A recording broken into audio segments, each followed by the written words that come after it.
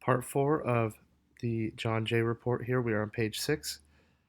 In the last video, we left off with 37% of priests with allegations of abuse participated in sex offender specific treatment programs. Now, specifically for clergy or one on one psychological counseling. The more allegations a priest had, the more likely he was to participate in treatment. However, the severity of the allegation offense did not have an effect on whether or not the priest participated in a treatment program. Those who allegedly committed acts of were not likely to participate in treatment than priests accused of less severe offenses. Priests allegedly committed acts which were classified into more than 20 categories.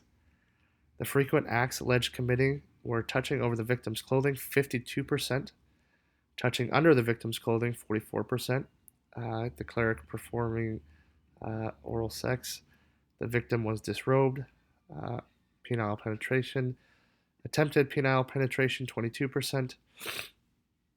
Many of the abusers were alleged to have committed multiple types of abuse against individual victims.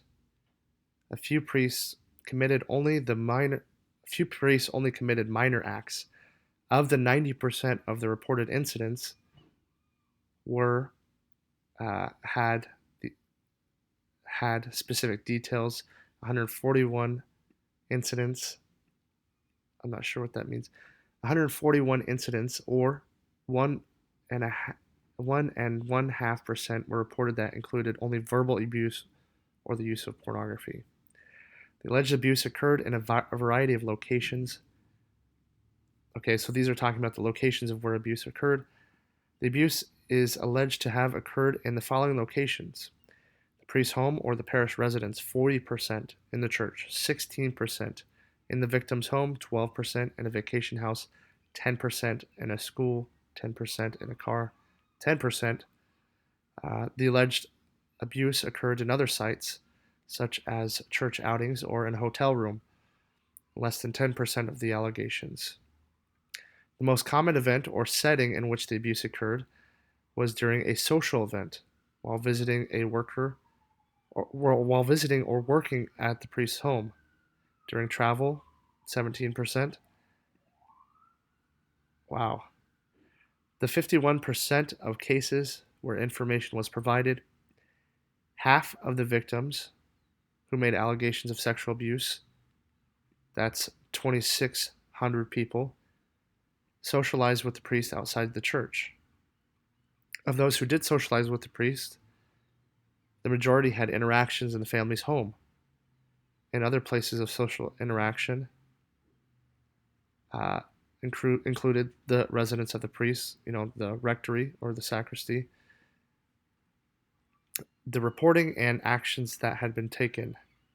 To date, the police have been contacted about over 1,000 priests with allegations of abuse, 24% of our total. Nearly all those reports have led to investigations, and on 384 instances have led to criminal charges. Of those priests for whom information about dispositions is available, 252 were convicted, and at least 100 of those served time in prison. Thus, 6% of all priests whom allegations were made were convicted, and 2% received prison sentences to date. So, the 40, the 4,000 priests that were accused of abuse, of those 4,000, only 6% of those priests were convicted, and then 2% received prison sentences.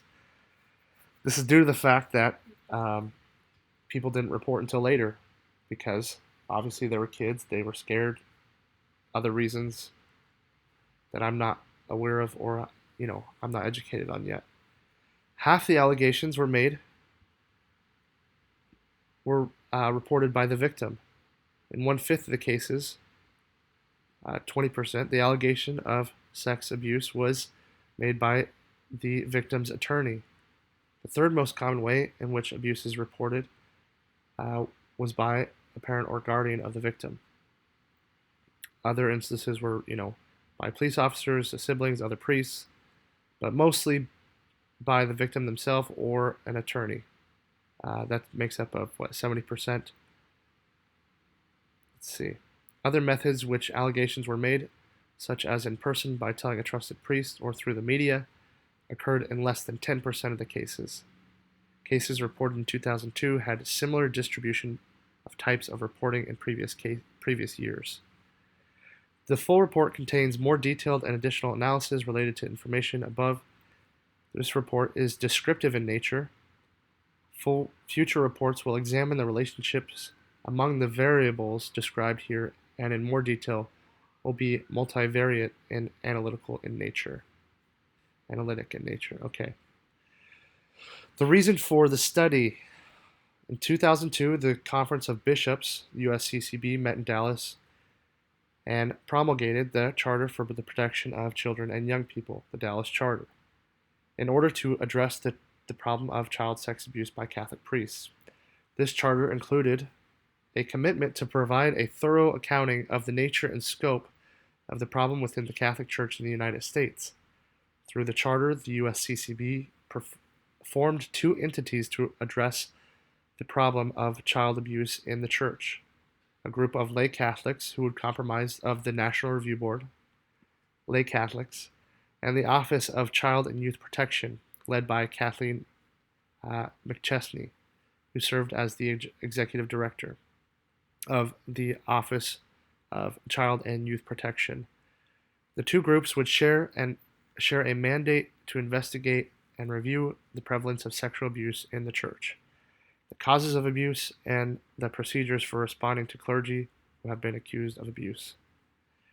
To carry out this mandate, the USCCB Charter indicated that two studies would be conducted: the first to describe the nature and scope of the problem, and the second to examine its causes and context. This first study, entitled "The Nature and Scope of the Problem of Sexual Abuse of Children by the Catholic Priests and Deacons within the United States," was commissioned by the National Review Board and funded by the USCCB. The objectives of this study were to collect, organize, and summarize information available in church files about the sexual abuse of minors, children under the age of 18, by priests and deacons in the Catholic Church of the United States from 1950 to 2002. Specifically, Article 9 of the Dallas Charter states that the work of the Office for Child and Youth Protection will be assisted and monitored by a review board, including parents appointed by the conference president and reported directly to him.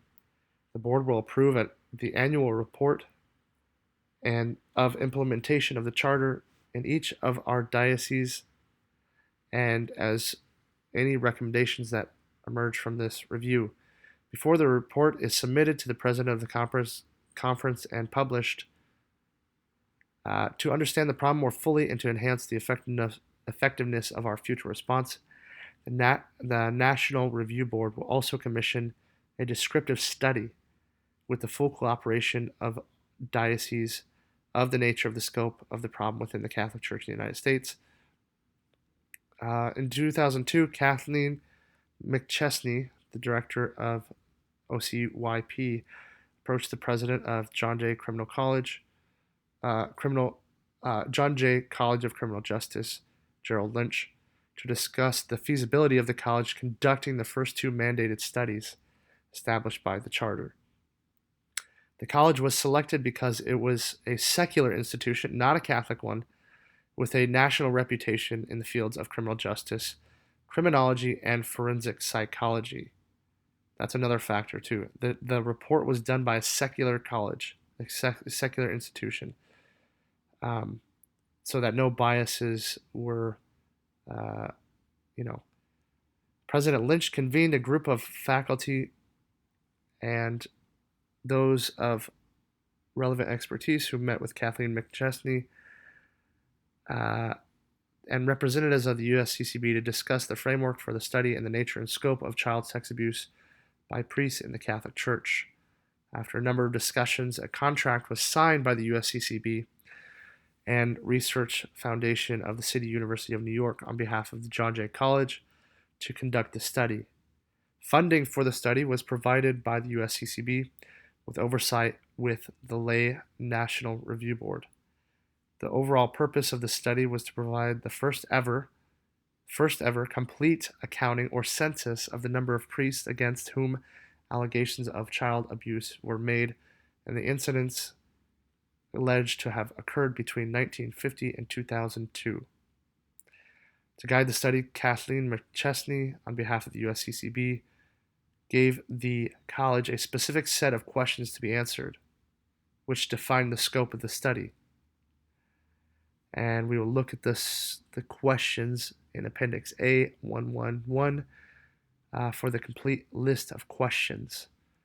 I will probably do a video on that alone. The first category involved information about the alleged offenses themselves, the number of allegations, the location which the behavior alleged to have occurred, information about the priests against whom allegations were made, was the focus of the second category.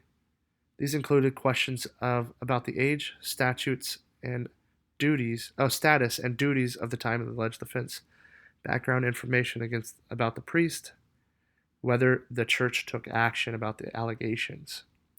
The third category focused on information about those who made the accusations, their age at the time of the offense, their gender, the time between the offense and the report.